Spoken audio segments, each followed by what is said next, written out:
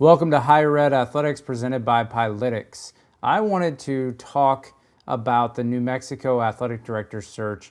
I just got off the road. It is incredibly late on Saturday night, February 28th, but I've got a very busy youth basketball day on Sunday and church, and then baseball evaluations at night, and I might not and hopefully won't have a computer on me at all. But I just got off the road from Michigan, had a great stop at East Lansing on Friday, and then on Saturday I spent about 8 to 10 hours in Kalamazoo, and really excited to share more about all of that. I took a lot of video. It was mostly private conversation stuff, but just kind of building up some higher ed athletics knowledge. But I couldn't go to bed without first recording a video about the New Mexico Athletic Director search because I am perplexed that if they hire anyone but their interim, Ryan Berryman, and I really think he is the perfect choice. I'm going to outline why I think that, and I will add names at the end. I did my research on, okay, say they don't go with him, then who could they, just to see if I get the right profile. I'm going to not share the names on here. I will bleep it out in the video. That way, if I go back, if it's not him and we end up seeing a search, I will go back and release the same video, but unedited. And it's just a way to have fun with higher ed athletics. This is all for the next several months. This is more of a prediction thing to test my own back-end strategy of research. And so I am calling this the hypothesis. I think Ryan Berryman he's the interim AD right now, and I'm going to outline why I think he will be the next athletic director permanently of the Lobos. Let me ask you, what do Clemson, Charlotte, Coastal Carolina, and Boise State have in common? These athletic departments decided to use data with context, turning that data into action in hiring coaches, writing contracts, and doing long-term planning. They did this by partnering with AD Vantage. After 10 plus years as a D1 college coach, founder and CEO Tanner Stump saw a gap. Athletic administrators didn't have the tools to find not just the best coach, but the right coach for their program at their institution at that time. Most industry solutions he did see were expensive, outdated, or lacked sport-specific insights. So he decided to build AD Vantage from the ground up, bootstrapped, customer first, and focus on the future of college athletics. Before we joined forces, Tanner let me get my own username and look under the hood as an AD looking to hire some coaches. And I can truly say this is a company and product that athletic directors and sport administrators need. Visit athleticdirectorvantage.com to get a demo. Tell them Travis from Higher Ed Athletics sent you, and ask them about the rating score they created called Coach Effect. Now, this should not shock anyone if it does happen, but there's some reasons why I think it could shock some people. So why I think Ryan Berryman will be the next AD of the Lobos. And let's go over their current situation. Fernando Lovo left after 11 months to become the Colorado athletic director. President Garnett Stokes announced in September of 2025 that she was retiring at the end of the 25-26 school year, and it seems she's going to remain on until the next president was selected. They're hoping in spring of 2026, which is upcoming, that there will be a new president on board. Parker Executive Search is doing the search again after initially assisting the search that landed Lovo. And keep in mind, Lovo was hired to replace Eddie Nunez, who left to become the Houston athletic director after 7 years as the Lobos AD. So their last two athletic directors have both left for the Big 12. So why Ryan Berryman? I spent about 12 hours researching this situation this weekend and looking at the potential candidates for the position. I kept coming back to why it should be Berryman. Please note, I have never met or spoken to him. I have not talked to any sources about this position since I use my own filter analysis. I don't use sources to look at these searches. I don't know anyone that's worked with him. Berryman has done a handful of interviews in his time as interim AD, mostly local and long form, and so I watched all of those. And he has this confidence in his own skin for the job despite being only 32 years old.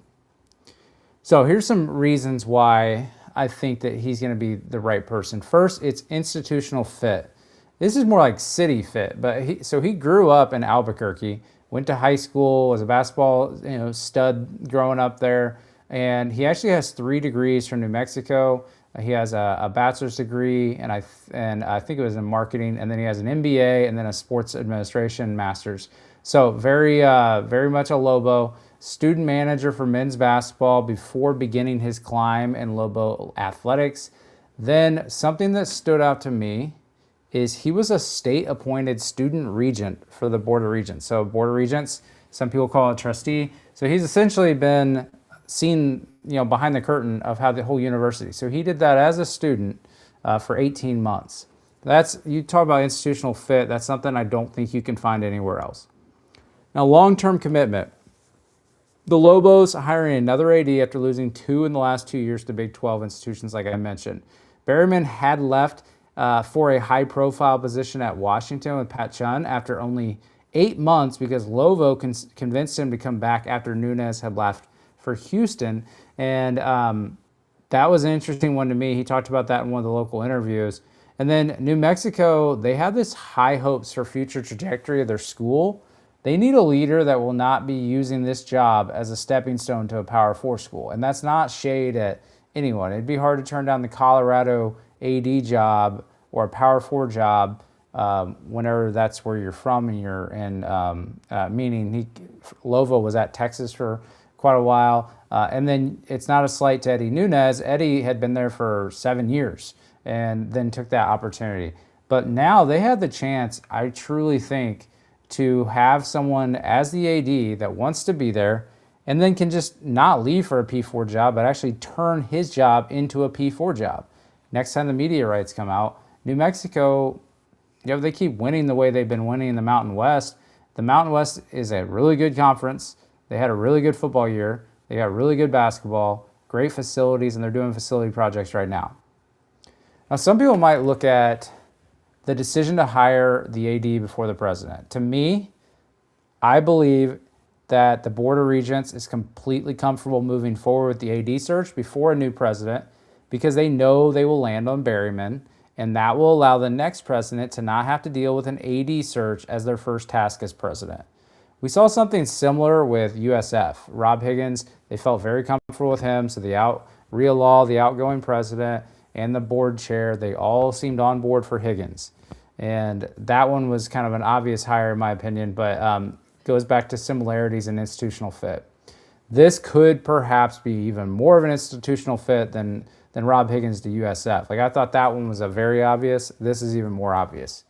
Berryman's experience as a former regent cannot be overlooked. He likely understands the importance of the athletic department to the future goals of the entire institution better than any candidate could possibly be. Now, why would they use a search firm though? First, due diligence. The other thing is Parker's likely doing this search for free or at a large discount because Lovo did not even last 12 months at UNM before leaving for Colorado. Most search firms have some type of thing in their agreement about this. I think due diligence is a good thing to do, and the process, in my opinion, can also give Berryman an opportunity to kind of share his vision, because as the interim, and he's mentioned this in those podcasts he's been, but his job right now is not to make big changes. His job is to keep the car moving, to the destination and keeping everybody on board. But this is an opportunity for him to actually share his vision, share how he would be different. How would he be his own athletic director, not just carrying on the vision set forward by either Lovo or Nunez? So my final thoughts here. Look, he's 32 years old, but he's well-spoken, incredibly well-versed in New Mexico, University of New Mexico, as an institution, as an athletic department, and then Albuquerque as a region. ADs, they're not just expected to be fundraisers anymore. So he is not the background fundraiser. Instead, they need to be revenue generators and need to care and think creatively about the institution to find different revenue streams, different partnerships. Think about the ties that he could have with local people, the respect and trust he can get right away by his strong, deep ties, and these people that you might be looking to partner with or ask for money from, how do they know another athletic director is not going to leave after a year? Whenever you have donor fatigue and you have the importance of uniform or sponsorships or naming rights, you want someone that you know is going to be there. And so I think that's why. Now, what he needs to do, if Berryman does become the permanent AD, I think his first thing he needs to do, and it sounds like they have a great relationship, is to make sure that Jalen Dominguez, who reportedly is pursuing the position too, remains at New Mexico. Another young administrator, Dominguez is 40 years old from reports I read. He's the deputy AD and the chief revenue officer, also an Albuquerque native, earned a master's degree from New Mexico, went to New Mexico State. So I was kind of like, I didn't do a prediction about New Mexico State, but I thought he might have been a good, if he wanted to go for it, been a good AD candidate at New Mexico State. Maybe he was a candidate. But he's been with the Lobos for 10 years, since 2016.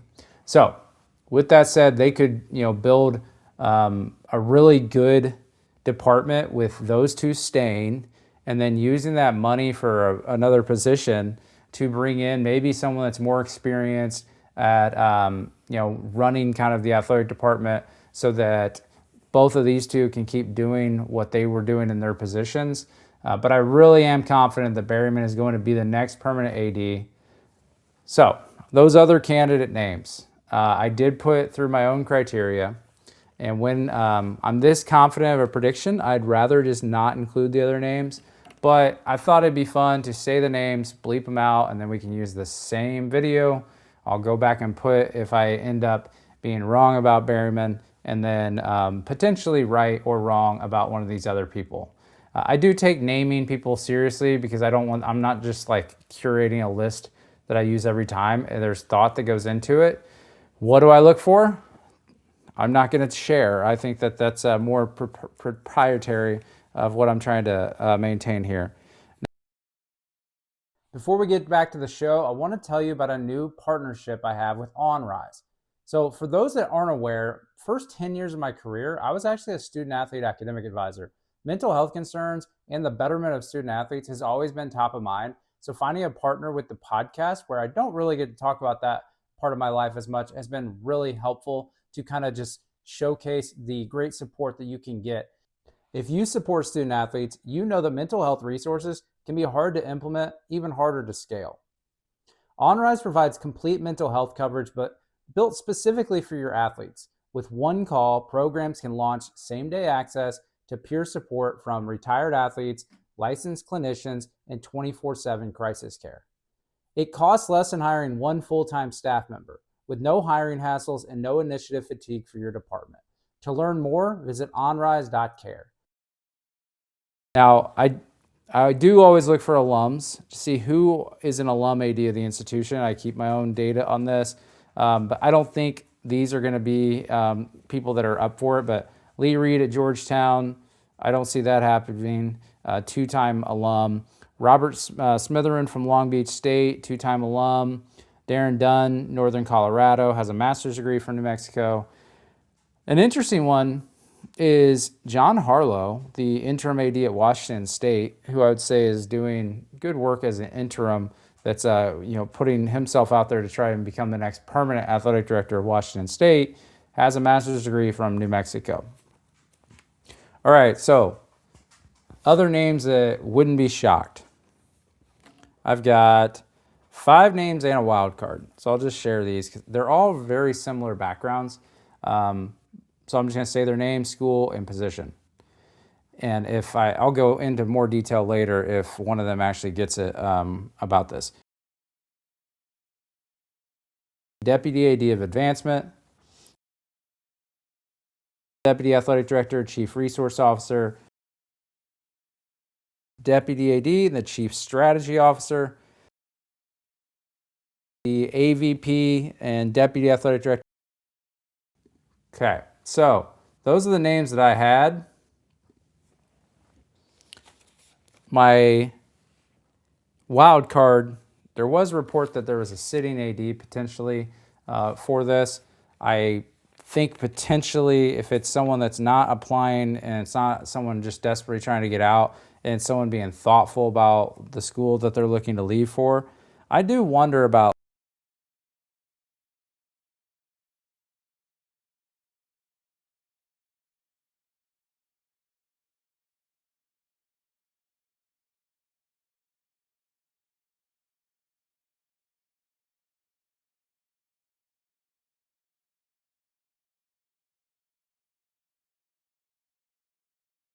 So that would be my wild card. So those are my names if it's not Ryan Berryman, but I really do think, even though he's 32 years old, that this makes a lot of sense, and would be shocked, quite frankly, if it's not him.